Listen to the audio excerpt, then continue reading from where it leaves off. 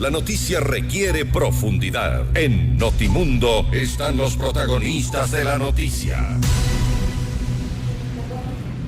Y saludamos a esta hora a Yesenia Guamaní. Ella es segunda vicepresidenta de la Asamblea Nacional y miembro de la Comisión de Gobiernos Autónomos. Muy buenas noches y gracias por acompañarnos. Le saluda María del Carmen Álvarez. María del Carmen, buenas noches. Un cordial saludo para usted, para todo el país. También manifestar mi saludo cordial en este año 2022, que sea de éxitos para todos los ecuatorianos. Gracias, asambleísta. Igual para usted, un buen año 2022. ¿Qué es lo que podemos destacar, asambleísta, en esta ley que ha sido aprobada? ¿Cuáles son, pues, los puntos que pueden generar mayor interés para beneficio de las familias ecuatorianas? Mire, justamente el día de hoy aprobamos la Ley Orgánica de Vivienda de Interés Social, después de meses de un amplio debate que tuvimos en la Comisión de Gobiernos Autónomos. Yo, además de la vicepresidencia, bueno, soy integrante de la Comisión de Gobiernos Autónomos, en el cual este debate se lo realizó con algunas organizaciones, colectivos, sectores de la construcción. También formaron parte de este debate instituciones públicas, el Ministerio de Vivienda, también instituciones privadas, empresas privadas que tienen relación justamente con la vivienda. Para nosotros era muy importante esta ley porque el déficit habitacional que existe en el país es alto. El déficit habitacional cualitativo, es decir, una vivienda que no cumple condiciones aceptables de calidad, son consideradas recuperables y deben ser sujetas al mejoramiento de la vivienda, y esto es el 33.6% a nivel de país. Mientras que el déficit cuantitativo, es decir, que no cumplen condiciones mínimas de habitabilidad según su calidad o son consideradas irrecuperables y deben ser reemplazadas, es del 12.3% en el país. Lo mismo que han bajado 2 puntos y casi 9 puntos desde el 2019 y esto respectivamente. Existe al 2016 un 11.2% de hogares que viven en condiciones de hacinamiento, aunque es importante señalar que ese porcentaje se ha reducido en más de 8 puntos desde el 2019. Entonces, se tenía que analizar para que el país empiece a revisar los valores que tenemos para que no exista tanto déficit de una vivienda, pero una vivienda que sea digna, una vivienda que sea de calidad. Esta ley que nos permite, hay algunos puntos que consideramos importantes. Contribuir al desarrollo de una vivienda y hábitat en condiciones de dignidad, es decir, una vivienda que tenga calidad, que tenga los servicios básicos, que también se establezca en un plazo, y esto es importante tomarlo en cuenta, un plazo de 60 días para que los gobiernos autónomos municipales y metropolitanos emitan una normativa simplificada que permita la regularización del suelo hasta obtener su titularización en las zonas urbanas y rurales. De la misma manera, mayor agilidad a los proyectos de construcción de vivienda. Para que exista o para que nosotros podamos en el país hablar de que el déficit va a ir disminuyendo, tiene que ver los esfuerzos tanto del sector público como del sector privado. Me refiero, por ejemplo, al Ministerio de la Vivienda, que tendrá y que está en la construcción del plan de vivienda. También las municipalidades aquí tienen una gran responsabilidad. Eso le iba a consultar justamente porque ¿de qué forma se está impactando justamente en con esta ley en la gestión de los GATS? Es decir, se están otorgando determinadas herramientas para que ellos puedan tener de mejor manera el manejo de esta situación de digamos, entrega de títulos, de asentamientos, de propiedades. ¿Cómo va a funcionar? Claro, miren, las municipalidades en muchos de los casos no tienen normativas, esto es a nivel nacional, que justamente permita controlar o que permita tener una regularización adecuada, por ejemplo, del suelo. Y esto ha pasado no solamente en un cantón, sino en todo el país. Por eso es importante que mientras se sigue el proceso para obtener una titularización en las zonas urbanas y rurales, se emita justamente una normativa que sea simplificada y que permita que esta regularización sea posible, regularización del suelo. Ahora, como mencionaba hace un momento, esto también es una responsabilidad, es un compromiso de algunas instituciones. Me refiero al gobierno, a las municipalidades, y en este caso nosotros desde la Asamblea, que tengamos esta ley y que también podamos hacerla cumplir. Estamos estableciendo, y esta ley ya prácticamente el día de hoy está aprobada, se tendrá que estar en el registro oficial, pero se establece ya un plazo de 60 días, por ejemplo, para que las municipalidades emitan estas normativas. Aparte de esto, por supuesto que todos los planes que tengan que ver con vivienda puedan contribuir al desarrollo, obviamente, de vivienda y hábitat en condiciones de dignidad. Eso es lo que no teníamos y no tenemos aquí en el país. También hablar de una mayor agilidad de los proyectos de construcción de vivienda, porque la burocracia sigue siendo parte de los incluso contratos muchas veces que se tienen en las municipalidades, que terminan a veces no teniendo una vivienda, y aquí los más perjudicados son en este caso las personas que la necesitan. Ahora, asambleísta, también se habla de la regularización de asentamientos. Me refiero obviamente a los asentamientos que se dan de forma informal, para de alguna manera entregarles títulos de propiedad, pero ¿en base a qué? ¿En base a qué se haría? Bueno, ¿se les daría este título de propiedad a la gente que llega y se instala en determinado sitio? No. Bueno, aquí hay que seguir un proceso adecuado, ¿no? Y para eso es importante que exista esta normativa, porque habrá diferentes casos en los que la municipalidad, en este caso, tenga que revisar cada uno de estos y, en este caso, sí dar una mayor facilidad para que se pueda hablar de una regularización del suelo. Lo importante es que haya una normativa que ya te permita, o en este caso la ciudadanía permita tener una normativa en la cual puedan, en este caso, acceder.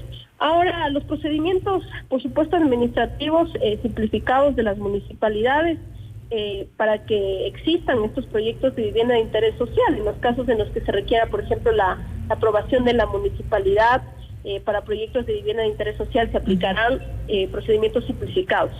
Contenidos, aquí lo hemos puesto a través de algunas fases, fase previa, y digo esto porque en muchos de los casos, reitero, la burocracia sigue siendo parte de las municipalidades, y eso no permite que estos proyectos o estos planes de vivienda tengan un final exitoso. Hay una fase previa, un informe que emite en este caso la municipalidad a través de su área técnica o su responsable, y en el término máximo de 10 días, nosotros hemos puesto fechas, porque actualmente las municipalidades en muchos de los casos se toman mucho más del tiempo debido. Entonces, en la fase previa hemos puesto 10 días contados a partir de la presentación de la solicitud por parte del promotor del proyecto. También hay una fase de precalificación que, una vez que se haya obtenido el informe previo de la municipalidad, en el término máximo de 10 días contados desde el ingreso de la petición, el ente rector de Hábitat y Vivienda procederá, de ser pertinente, a precalificar el anteproyecto como específicamente dice su nombre, vivienda de interés social, porque ese también en muchos de los casos es un problema cuando se indica que es una vivienda de interés social, pero los fines han sido otros. Esto va a permitir que justamente, si hablamos de vivienda de interés social, el objetivo sea justamente ese. Aquí hay una fase de obtención de permisos. Usted sabe que los permisos, en muchos de los casos en las municipalidades, tardan mucho tiempo también. Claro. Y eso hace que se dificulte más los procesos. Es importante agilitar definitivamente los trámites. Hay algo que me pareció interesante, y es la modalidad de arrendamiento social con opción de compra. ¿En qué consiste exactamente esto? A ver,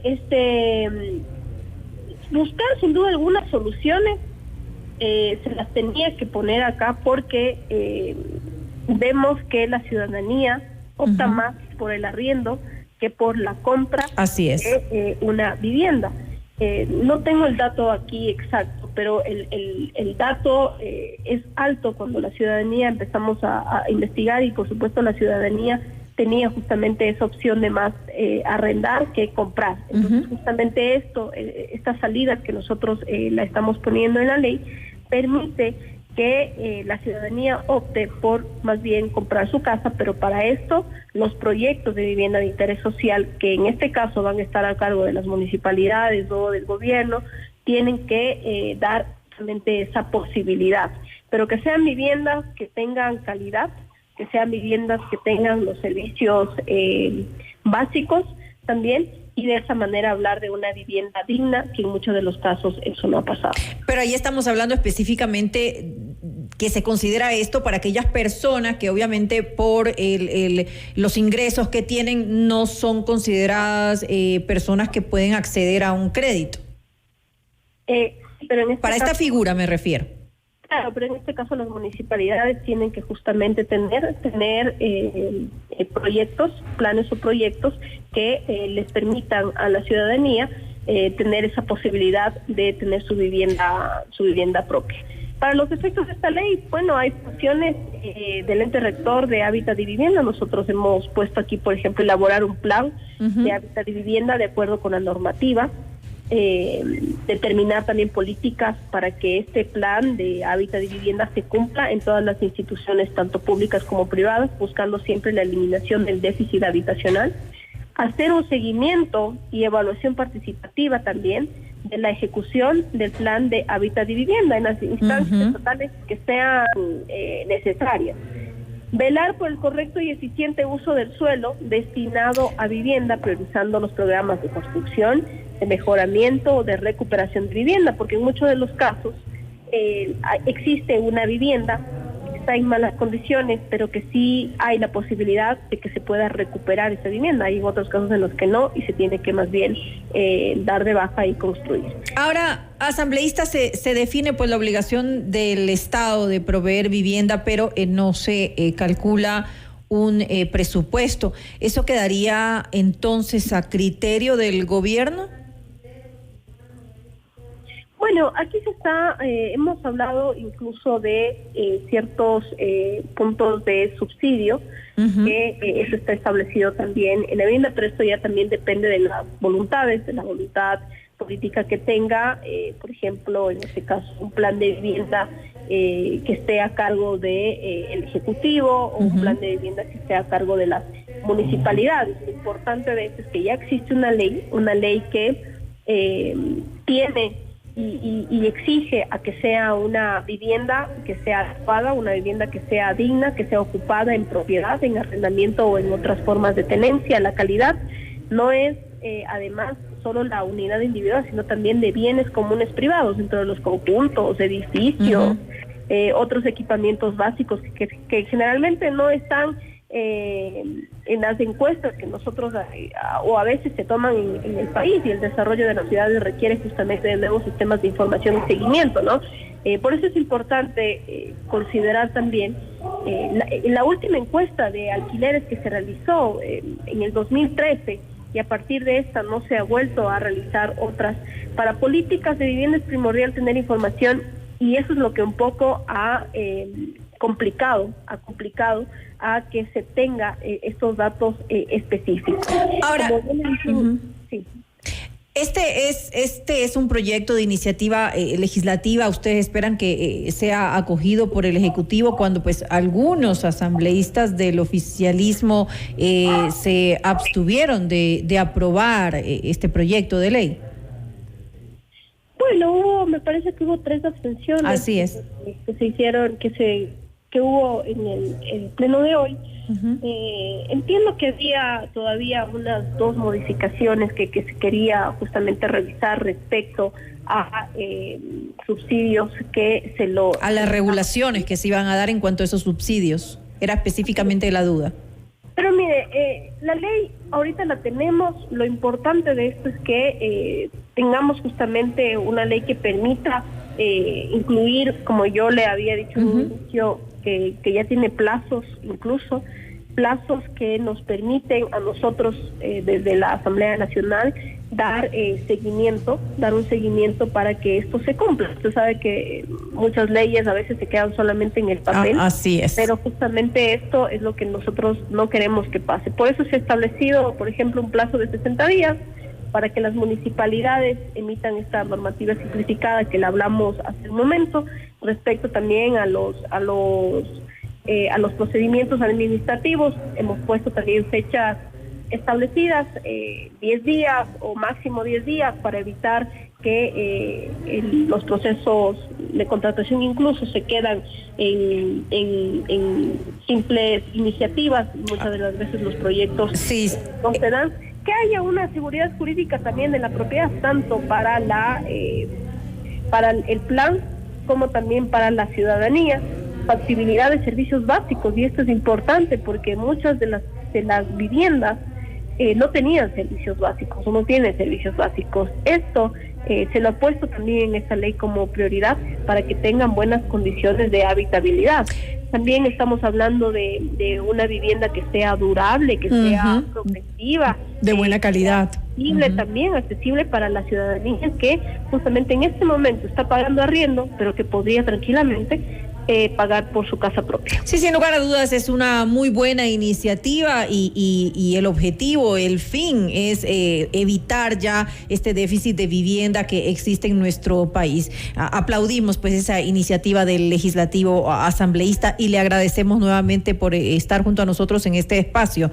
Gracias a Yesenia Guamaní, ella es la segunda vicepresidenta de la Asamblea Nacional y también miembro de la Comisión de Gobiernos Autónomos, asambleísta. Muchísimas gracias. Gracias a ustedes por el espacio y siempre a la orden para informarle al país sobre nuestro accionar. Un abrazo inmenso. Una muy buena noche para usted.